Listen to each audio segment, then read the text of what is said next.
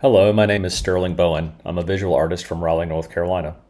I've always been drawn to abstraction for its singular ability to inhabit a space that foregrounds the necessity of contemplation, because I'm interested in the role of contemplation in awareness. I hope that the high saturation and fluorescent color in this and other works will center the importance of contemplation, or at least looking, for viewers. Foregrounding contradiction is also central to my work. Contradiction is a proposition, statement, or phrase that asserts or implies both the truth and falsity of something. The work has different visual qualities when viewed under ultraviolet or black light than it does when viewed in indoor or daylight tuned, i.e., normal lighting, which points to the possibility of holding two truths that appear to conflict. The work is literally two things simultaneously. Through its format of overlapping squares, the work references the homage to the Square series by modernist artist, teacher, and color theorist Joseph Albers. Albers was well known for his insistence that we can only truly understand and see a color in juxtaposition to another, which was a firm understanding that a color has inherent contradictions within itself. Through the translucence of the paint and choice of title, the work is also an homage to Excursus, homage to the square cubed, an installation work by the light and space artist Robert Irwin. I had the pleasure of seeing this well-known work at DIA in New York City in the early aughts. It had a huge impact on what I thought art could be. I titled my own work Departure from the Main Topic, which is the defined use of an excursus in literature. Through his title, Irwin was referencing his off-cited belief that art is not about objects, the main subject of modernism and artists like Albers. Irwin's work was instead about the shape of our perceptions. I also have a great respect for James Turrell, another light and space artist who worked more directly with altered lighting. Fluorescent colors points clearly at human perception, as these colors reflect as much as 200% of a color present in the spectrum, because they can absorb and convert light energy of the wavelengths of ultraviolet rays and other colors lower in the visual spectrum. Thank you to the Inter-Society Color Council for the opportunity to present this work. Enjoy the virtual exhibition. My name is Susan Corpening. I'm a visual artist, and I work with light and color. The piece you're going to see next is called Outer Light. It's formed with a canvas which is raised off the wall and has moving, changing colored light emanating from underneath the canvas. Sometimes I like to show these pieces in groups. Here you see 6 of them. The vertical pairs match in color as they change. And here you see outer light in the center, but on either side are pieces called inner light, which have a frame containing the moving, shifting, colored light. And here's another group in which you see inner light, outer light, and also light circles. And finally, here's a quick shot of me at the San Diego Museum of Art, spring 2025, another shot, in a show called American Minimal.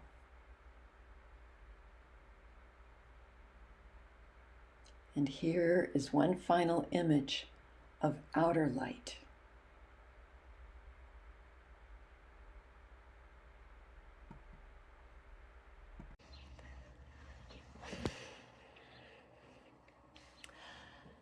So sometimes you see something that you just can't ignore.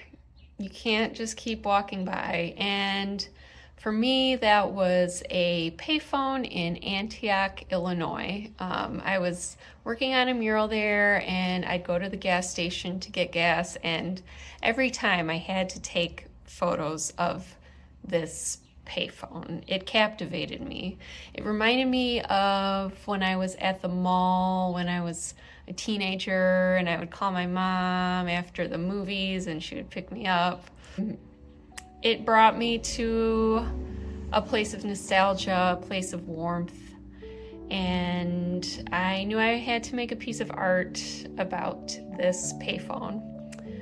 During the pandemic, I started going for regular walks, and On these walks, I would try to notice the beauty that was all around me. In this act of noticing, I would slow down and realize how much beauty there is all around me. And it's in that spirit that I made this painting. It's a reminder of the beauty, the magic, the mystery that's all around us in our everyday environments. This painting is called Long Distance. It's oil on canvas. And my name is Jennifer Cronin. I'm a Chicago-based artist, and I'm represented by Elephant Room Gallery in Chicago.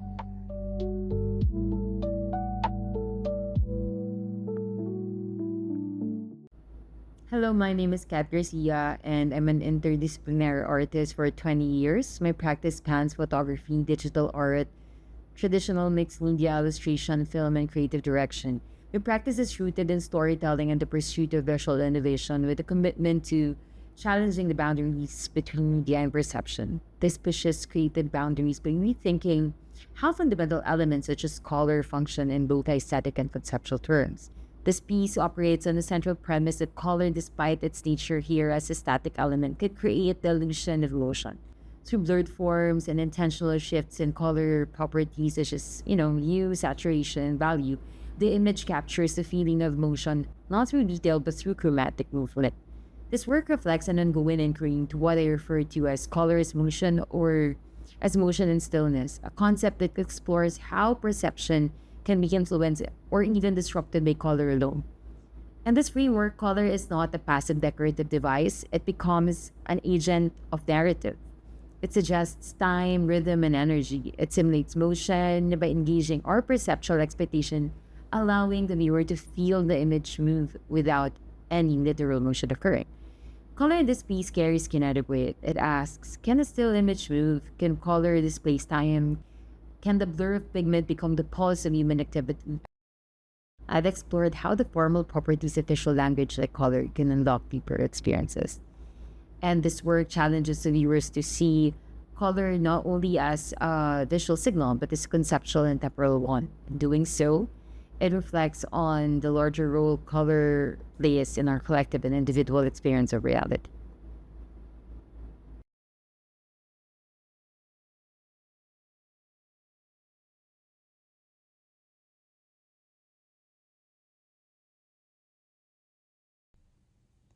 I'm Charlotte Jean Hoskin. This work is a photo montage called Sacred Space Number 2. It was created with digitally manipulated photographs in Procreate, an iPad app. This image explores complexity in layers of form and of thought, built on a natural image combined with invented color. The color shift is borrowed from 14th century practice called grisaille, where the artist introduced an image within another image by changing from gray tones to vivid color, intending to show two meanings or two narratives. Here, the two concepts are emphasizing spiritual place with a shift from gray to vivid color, and two, the use of a forest photograph, a discovery of the sacred meaning of nature. The forest image is layered twice in the construction of the montage. The smaller forest layer appears as a grayscale before the color layers are added, as shown on the right. It is framed by a second, slightly larger forest layer that is also grayscale but more transparent and appears lighter. The first color layer is a photo of one of my mixed media prints.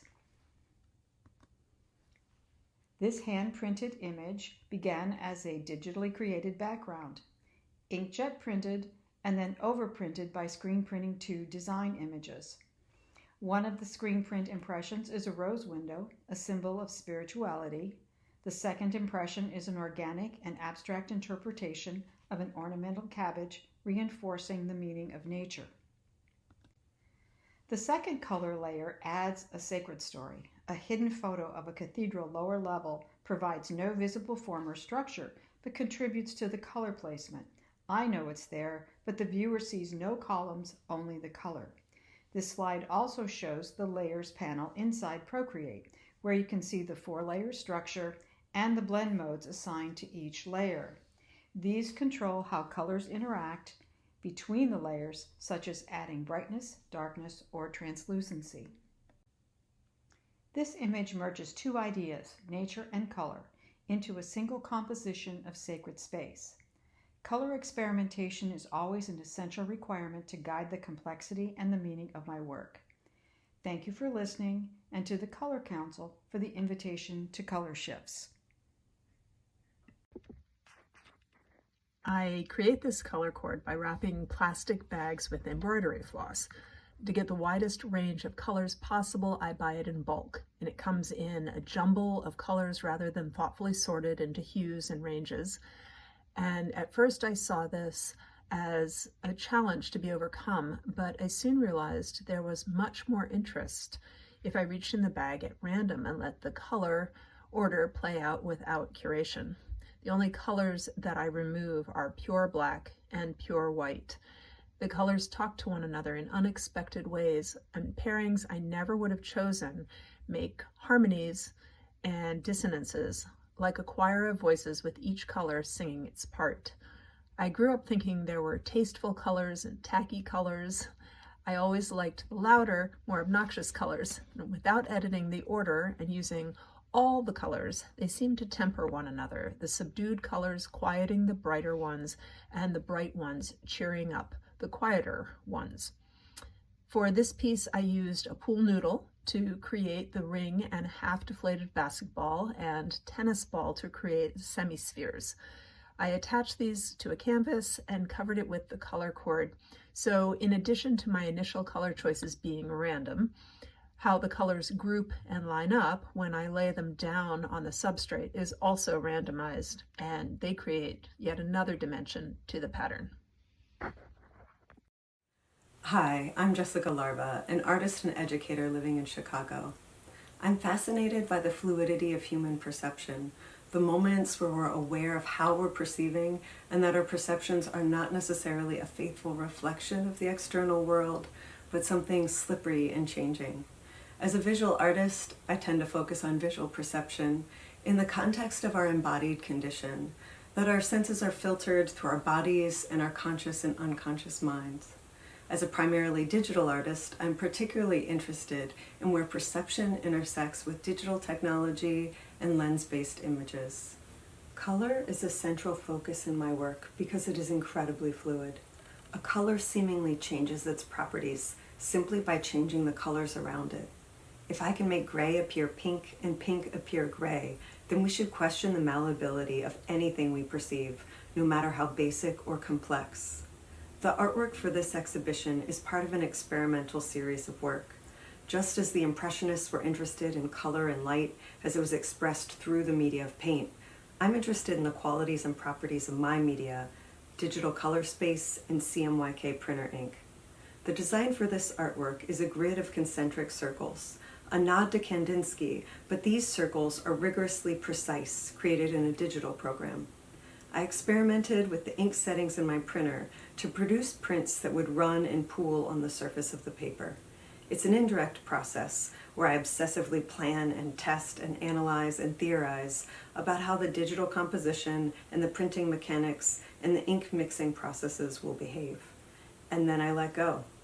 And I watch the mechanical geometric forms melt into organic pools, rich and jewel-toned, almost glittering, out of my hands, sliding downward. Despite all of my efforts at control, the result is always a surprise. Hello everybody, my name is Naomi Lei. I'm a visual artist based in DC. In my current practice, I use commonplace materials such as sponges and safety fans to create installation and performance.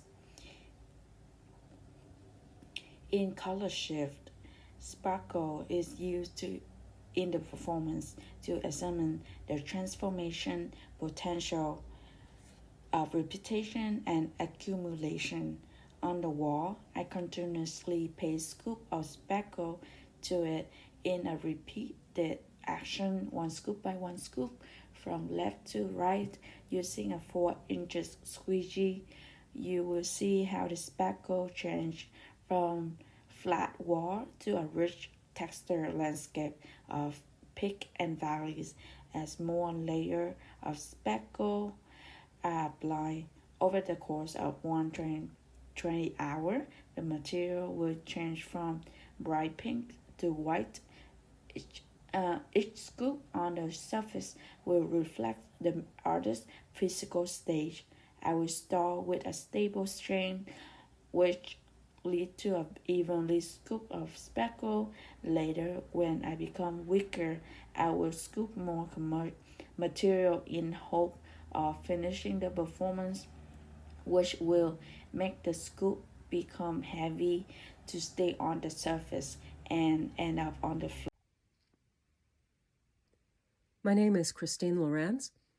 I use macro photography as a way to create spaces for reflection on materials of our lived environment. I have particular interests in salt and disposable plastics. These are materials that are everywhere that human beings are and in all kinds of places that we don't think much about. What you're seeing in this photograph is a view of salt crystals photographed with the aid of polarized light, which is refracted through layers of transparent disposable plastics. This process is sort of a DIY adaptation of principles that are widely used in microscopy. When you're standing next to the materials, no colors are visible. The colors are only captured through the camera with the assistance of polarization filters. And this is interesting to me because in the natural world, we are surrounded by creatures whose senses are tuned to the polarization of light.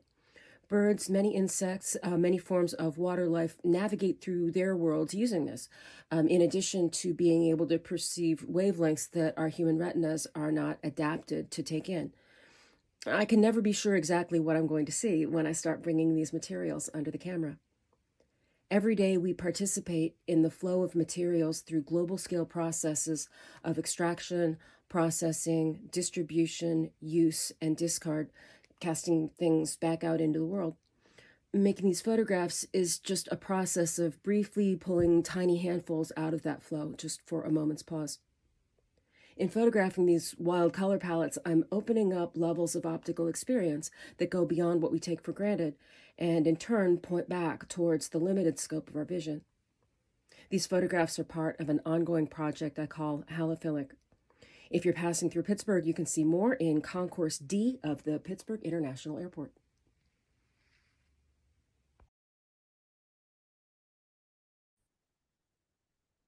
Hello, my name's Daniel Martin. I'm an assistant professor of graphic design in the Department of Art and Design at University of Wisconsin-Parkside.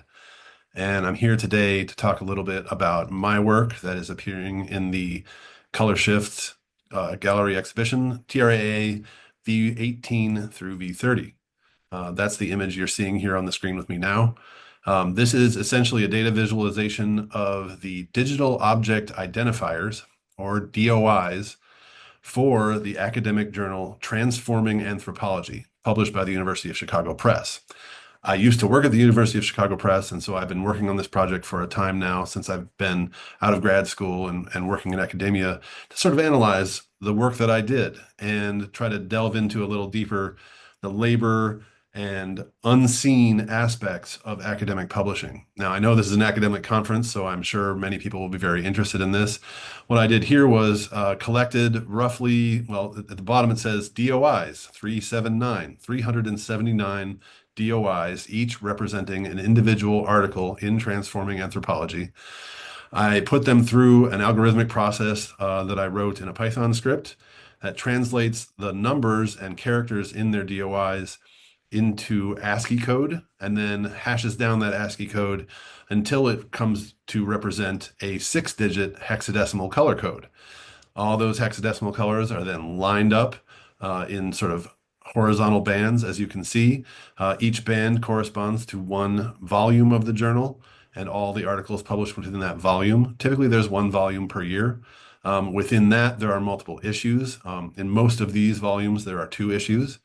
And then you see the resulting color stream of all the DOIs made into color parade there across the screen in front of you. There's some text at the bottom that goes into maybe a little cryptically what you're seeing in the image. I like to think of these as sort of my own science graphics. I used to publish other people's science work, and now I'm creating my own variety, my own version of this to show off how much really goes into creating new human knowledge in academic journals.